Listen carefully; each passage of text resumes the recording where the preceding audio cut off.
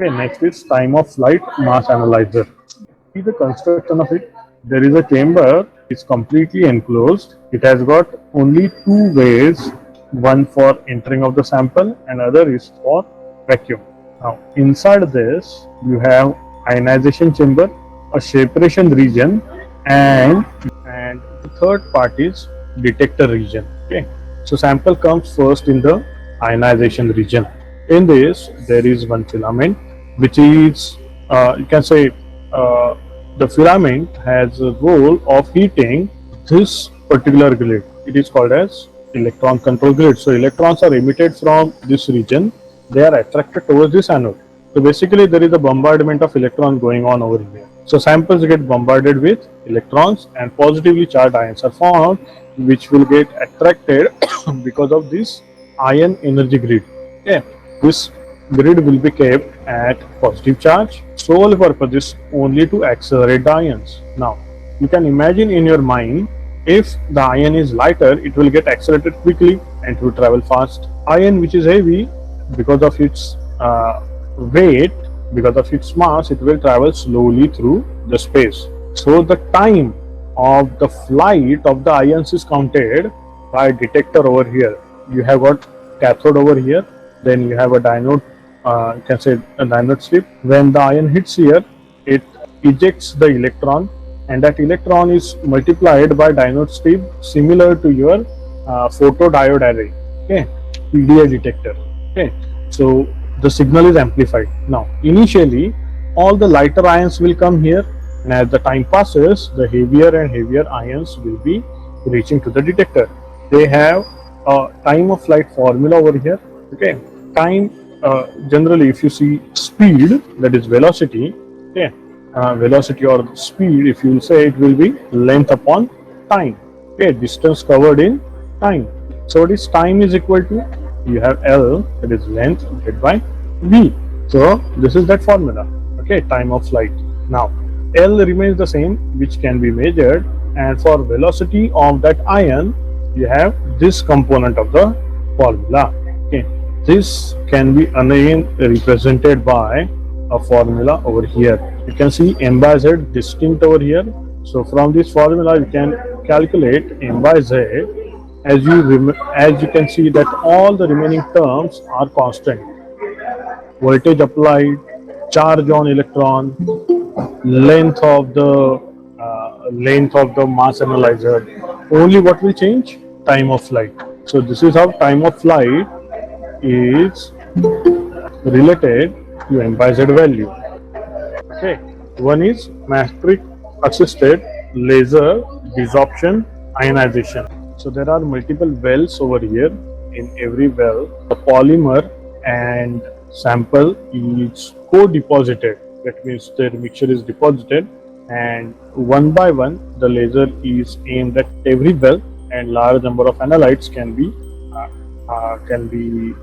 scanned for mass spectrometry simultaneously. If you magnify a single well over here, it will look something like this. Okay, there is large number of matrix molecule and small number of analyte molecules. Okay, so matrix assisted laser desorption ionization, analyte and matrix, they are co-deposited.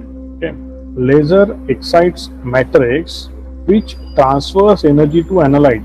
Now please remember, when you are focusing laser on such mass where there is more number of matrix molecule and less number of analyte molecule, obviously the most of the energy will be absorbed by matrix molecule. So those molecules will transfer their energy to the analyte. Now this procedure, because the energy is not directly transferred to the analyte, it produces singly charged species. The molecules will get converted to ions which carries only single charge. This is typically used for biomolecules and polymers.